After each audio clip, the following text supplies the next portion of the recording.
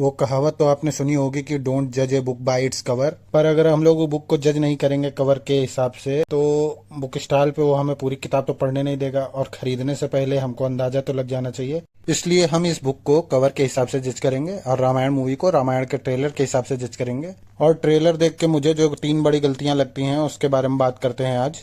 तो शुरू करते हैं। पहली जो सबसे बड़ी प्रॉब्लम है वो मुझे लगता है सीता जी की कास्टिंग से। मेरे हिसाब से सीता जी की कास्टिंग के लिए साई पल्लवी सही नहीं है, क्योंकि बात यहाँ केवल एक्टिंग चॉप्स की नहीं हो रही। एक्टिंग साई पल्लवी बहुत अच्छी करती हैं, वो पहले भी कई पिक्चरों में अपनी एक्टिंग दिखा चुकी हैं। डांस भी अच्छा करती हैं, और इस रोल के लिए तो उन्होंने हिंदी भी सीखी है, तो मेहनती हैं और बहुत अच्छा काम करती हैं। पर यहाँ बात केवल मेहनत की और अच्छी एक्टिंग की नहीं है, बात यहाँ पे फिजिकल अपीयरेंस की भी है, सुंदरता से भी है। और कोई और कैरेक्टर होता है या कोई दूसरा माइथोलॉजिकल कैरेक्टर या फैंटेसी कैरेक्टर निभा रही होती है, जैसे बाहुबली टाइप का, तो उसमें होता है कि हाँ ब्यूटी सब्जेक्टिव होती है, इंसान की सुंदरता उसके मन में होती है, ये सब बात ठीक है।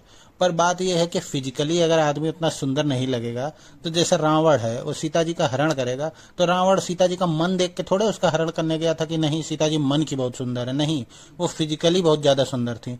इसलिए तो वो चेहरा और वो चीजें दिखनी चाहिए।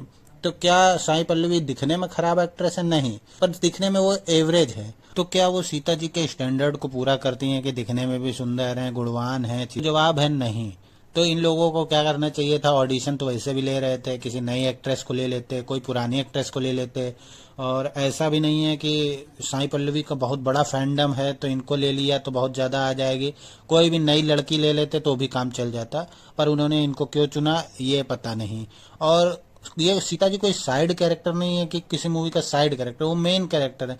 वो मेन कैरेक्टर उनका अपहरण हो रहा, वो भी ब्यूटी के चक्कर में हो रहा, और वही उनके चेहरे पे नहीं दिखेगी, उनके आसपास की महिलाओं से सुंदर वो नहीं लगेंगी, तो आदमी कैसे विश्वास करेगा? अब जैसे एक एग्जांपल लेते हैं कि सीता जी का स्वयंवर हुआ था, तो सीता जी के स्वयंवर में कई राजा लोग आए थे, वो उनसे शादी करने के लिए इच्छुक थे। तो क्या वो उनके मन के लिए इच्छुक थे, या मिथिला इतना बड़ा राज्य था कि उसके चक्कर में आए थे? वो इसलिए आए थे, वो बहुत सुंदर थी, वैसी स्त्री उनके पास थी नहीं, तो वो उनसे शादी करना चाहते थे। तो ये सब चीजें बहुत ज्यादा इफेक्ट करती है मूवी का, तो मुझे ये सबसे बड़ा ब्लंडर लगता है। और ये कास्टिंग अब रिवर्सेबल तो है नहीं, तो देखते हैं कैसा जाता है, पर मेरा मानना है कि ये इस मूवी की सबसे बड़ी गलती है। सेकंड प्रॉब्लम मुझे लगती है इस मूवी के डायलॉग्स। जितने भी इस मूवी में, वैसे तो ज़्यादा डायलॉग्स ट्रेलर में दिखाए नहीं है, पर जितने डायलॉग्स ट्रेलर में दिखाए हैं और उस हिसाब से हम जज करें तो डायलॉग्स इतने इम्प्रेसिव नहीं है। ऐसा लग रहा है पढ़ लिखा हुआ है, कहीं उसको पढ़ के बोल रहे हैं, बोलने में डेडिकेशन नहीं है। जैसे राम जी जब अपनी माता से बात कर रहे हैं कैकई से, वहाँ पे ऐसा लग रहा है कि लिखा है बस बोल देते हैं, कुछ भाव फील नहीं होता। ऐसे ही कई जगह पे डायलॉग हैं तो वो काफ़ी अच्छा फील नहीं होता है। तो मेरे मानना है कि जितना भी ट्रेलर में दिखाया गया डायलॉग्स, उस हिसाब से मुझे इस पिक्चर के डायलॉग्स एवरेज से नीचे फील हो रहे हैं।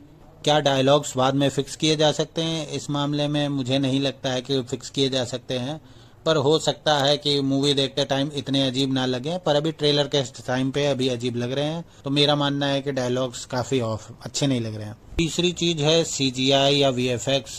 सीजीआई वीएफएक्स वैसे तो अलग अलग होता है, पर हम लोग आम लोग हैं तो आम लोगों की बोलचाल भाषा में वही होता है। तो वैसे मैंने पिछले वीडियोस में तारीफ की है सीजीआई की कि अच्छा लग रहा है, जैसे हाथी अच्छा लग रहा है, जैसे जटायु अच्छा लग रहा है। पर मेरा ये मानना है कि सीजीआई और वीएफएक्स, अगर आप कह रहे हैं कि ये इंटरनेशनल बजट के हिसाब से बन रही है मूवी, और चीजें कुछ जैसे जैसे कांतारा लेवल का दिखता है, कांतारा एक लो लेवल बजट की पिक्चर थी, उसके जैसा सीजीआई वीएफएक्स अगर आपका ट्रेलर में अभी दिख रहा है, आप उसको सुधार लोगे, वो मानते हैं, पर आप इतना सुधार पाओगे? क्योंकि मेरा ये मानना है कि अगर आप इस पिक्चर को ये बता रहे हैं कि ये ग्लोबली बहुत बड़ी पिक्चर है और इतना बजट है, तो इसका हम लोग ट्रेलर में भी सीजीआई या वीएफएक्स काफ़ी अच्छा मान के ही चलेंगे ना।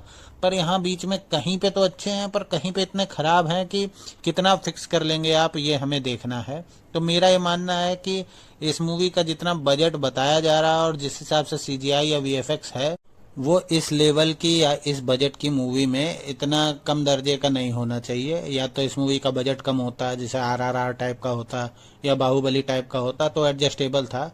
पर अगर आप बता रहे हैं कि बजट की कोई दिक्कत नहीं है, तो सीजीआई या वीएफएक्स ट्रेलर में ही सही अच्छे नहीं दिखेंगे ज़्यादा, सब तरीके से अच्छा, तो मैं उसे अच्छा नहीं मानूंगा। पर इसको लेके मेरे होप थोड़े ठीक हैं कि चलो वीएफएक्स सीजीआई जितना भी आप इम्प्रूव कर पाएंगे और सेकंड मूवी आने में तो पूरा 1 साल ही है लगभग, तो उसको भी इम्प्रूव कर लेंगे।